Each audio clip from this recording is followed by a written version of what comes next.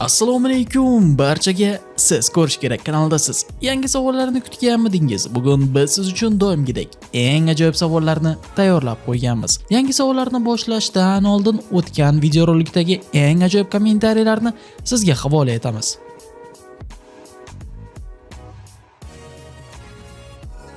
Agarda keyingi videoroliklarda sizning kommentariyangiz chiqishini xohlasa, ushbu videorolik ostiga ham kommentariy yozib qoldirishni unutmang. Agarda kanalga obuna bo'lmagan bo'lsangiz, hoziroq obuna bo'lishingiz mumkin. Biz esa birinchi savolni boshladik. Xullas, Malika degan qiz qo'rqinchli sarguzashtlarni yaxshi ko'radi. Shuning uchun u tunda o'rmonga yolg'iz o'zi sayrga chiqdi. O'rmonning kirishida u bir sehrgarni uchratib qoldi. Sehrgar unga dedi: "Bu arvohlar makoniga qurolsiz borma. Mana bu sehrli ichimlikni sotib ol. Uni dushmaningga otib yuborsang, o'sha zahoti naqd bir haftaga uxlab qoladi.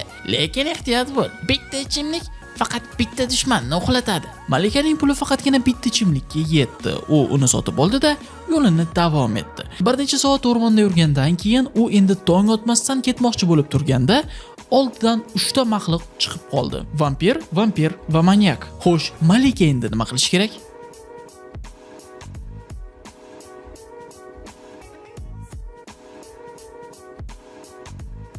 Bir necha soniyadan keyin tong otadi va quyosh chiqishi bilan vampirlar g'oyib bo'ladi. Shuning uchun Malika ichimlikni manyakka ishlatishi kerak.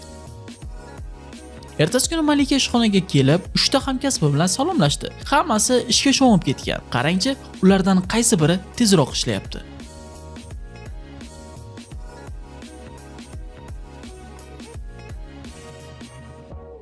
Albatta, 3-yigit tez ishlayapti. Shanba kuni Malika do'stlari Murod, Po'lat va Madina bilan hayvonot bog'iga bordi. Hamma xursand. Malikaning qorni ochib, o'ziga ovqat sotib oldi. U ovqatini do'stlarining yoniga o'rindiqqa qo'yib, "Hojatxonadan qo'limni yuvib kelganimcha, qarab turinglar, xo'pmi?" deb so'radi. 1-2 daqiqadan keyin Malika qaytib kelsa, bir to'da maymunlar uning ovqatini yeb o'tiribdi. Uning jahli chiqib, hamma do'stidan so'rab chiqdi. Murod dedi: "Men boy o'g'li sichqon yeyotganini ko'rgani ketgandim. Shuning uchun Madinadan ovqatingga qarab turishini so'radim." Madina dedi: "Yo'q, Murod aldayapti. Men kiyikni rasm olish uchun birinchi bo'lib ketgandim." Po'lat dedi: "Sen ketganingda onam kasalxonadan telefon qildi. Shunaqa qo'rqib ketdimki, hatto atrofga ham qaramabman. Uzr." Xo'sh, kim aldayapti?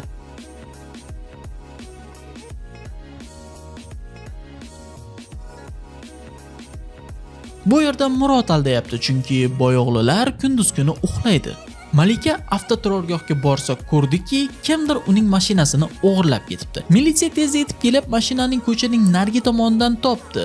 O'g'ri ustunga borib urib qochib ketgan. Militsiya 3 ta gumonlanuvchini so'roq qildi. Doniyor dedi: "Bugun menda dam olish kuni, shuning uchun hayvonot bog'iga avtobusda borgandim." Gulchehra xola dedi: "Men shu yaqindagi novvoyxonada kitob o'qib o'tirgandim. Ko'zim sal xiraroq. Shuning uchun mashinangizni payqamabman. Uzr."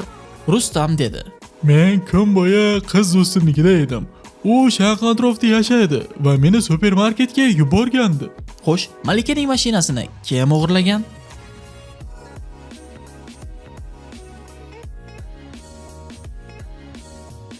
Javob: Gulchehra xola. Uning ko'zoynagida faqatgina bitta linza bor. Ikkinchi singan linza esa jinoyat joyida turibdi. Po'lat va Malika turmush qurganlarning 1 yilligini nishonlash uchun restoranga borishdi. To'satdan ular o'lgudek qo'rqib ketishdi va tezda chiqib ketishdi, chunki mijozlardan biri vampir ekan. Qaysi biri ekanligini topa olasizmi?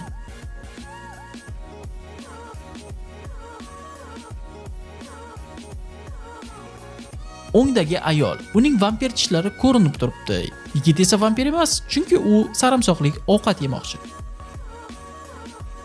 Restorandan keyin Malika va Po'lat veganlar kafesiga kirishga qaror qilishdi.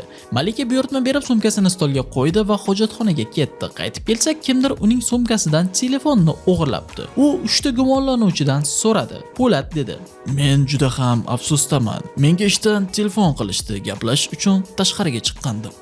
Ofitsiant dedi: "Qizil kapshongali bir yigit tovuq qanotchilarini olib, shosha-pisha chiqib ketdi. O'g'ri o'sha bo'lsa kerak."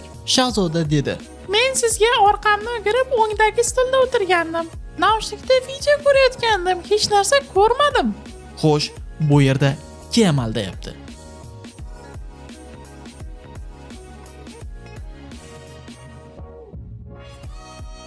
Javob esa ofitsiant. Bu veganlar kafesi. Bu yerda tovuq qanotchalari bo'lishi mumkin emas. Po'lat ishdan kelsa, uning eski hamkasbi Maqsud uning iti Olaparni o'g'irlab ketibdi. Jinoyatchi xarita chizilgan xat qoldirgan. Qo'lingdan kelsa itingni olib ket. Itni qutqarish uchun Po'lat qaysi yo'lni tanlash kerak?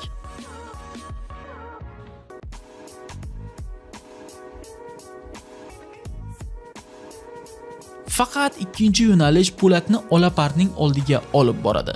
Xarita Po'latni maxfiy laboratoriyaga olib bordi. U yerda Maqsud uni kutib oldi va Olaparning kloni, ya'ni nusxasini yaratganini aytdi. Po'lat yerto'laga kirsa, Olaparga o'xshagan 6 ta itni ko'rdi. Maqsud dedi: Endi o'z itingni olib ketishi mumkin, lekin afsuski qaysi biri haqiqiy ekanligini eslay olmayapman. Xo'sh, siz Po'latga o'z itini topishga yordam bera olasizmi?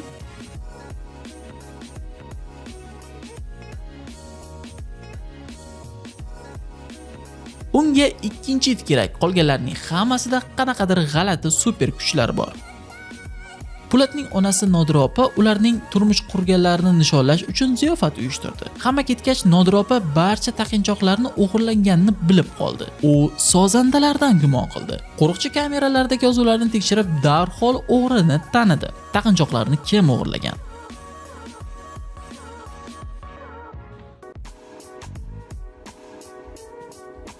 Javob skripkachi yigit. U skripkasini g'ilofiga solmagan, chunki g'ilof taqinchoqlarga to'la. Malika ishdan uyga qaytib, Po'latning idish yuvayotganini ko'rdi. Bu yerda nima noto'g'ri ekanligini topa olasizmi?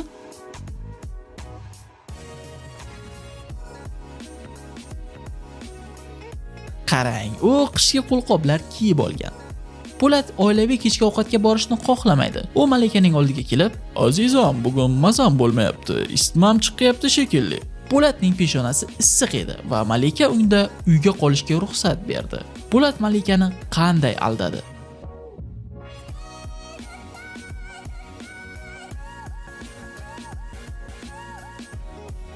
Javob: Po'lat peshonasini fen bilan qizdirgan. Ertasi kuni Malika ishga kelib yomon xabarni eshitdi. Tushlik paytida kimdir uning boshlig'ini zaharlagan. U kuzatuv kamerasidagi yozuvni tekshirdi. Unga jinoyatchini topishga yordam bera olasizmi?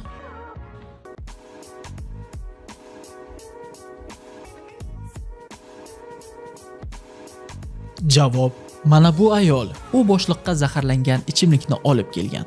Po'lat Malikani mahalliy fermada uchrashuvga aylanishga taklif qildi. Bu yerda g'alati biror narsani ko'ryapsizmi?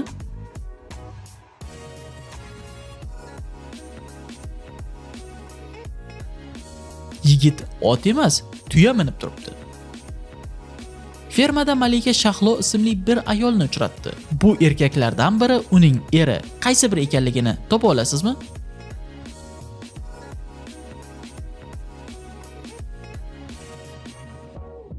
Javob: 3-yigit. Faqat u quyoshdan himoyalanuvchi ko'zoynak taqmagan. Shahloda esa 2 ta ko'zoynak bor. Malika dehqon bozoriga kirdi. Behruz ismli sotuvchi juda xavotirda. 5 daqiqaga hojatxonaga kirgandim. Kimdir rassamdagi hamma oshqovoqlarimni o'g'irlab ketibdi. Malika 3 ta gumonlanuvchidan so'radi. Oxirgi 5 daqiqada nima qildingiz? Xaridor Laziz aytdi. Men o'zimni maxsus sho'rvam uchun ko'katlar izlayotgan edim. Sotuvchi Ravshan javob berdi. Men mijozim uchun tarvuz tortayotgan edim. Uzr, oshqovoqlaringizni kim o'g'irlaganini bilmayman.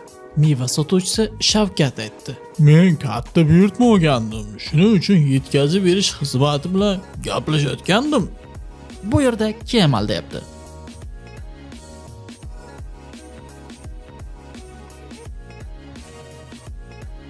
Javob: Ravshan.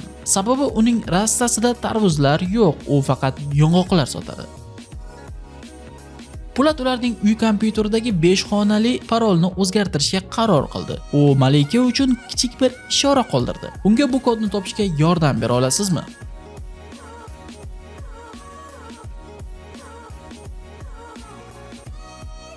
Ishoralarga bir qarang. Bu figura yulduzlarning uchlari soni har xil. Ular paroldagi raqamlarga mos keladi. Demak, kod 75468. Po'lat xizmat safariga ketdi va Malika uyda yolg'iz qoldi. Yarim tunda u yonida kimdir borligini his qildi. U uyg'onib, mehmonxonaga chiqdi va juda qo'rqib ketdi. Sizningcha, Malika nega bunchalik qo'rqib ketgan?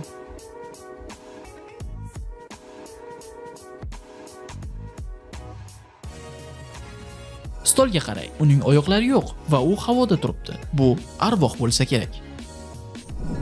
Shu bilan bizning bugungi savollarimiz o'z nihoyasiga yetdi. Savollarimizdan nechtasiga to'g'ri javob berganingizni izohlarda yozib qoldirishni unutmang. Agarda kanalga hali ham obuna bo'lmagan bo'lsangiz, hoziroq video ostiga tushib, obuna bo'lib, videoga like bosib, do'stlaringizga ham ushbu videorolikni ulashishni unutmang.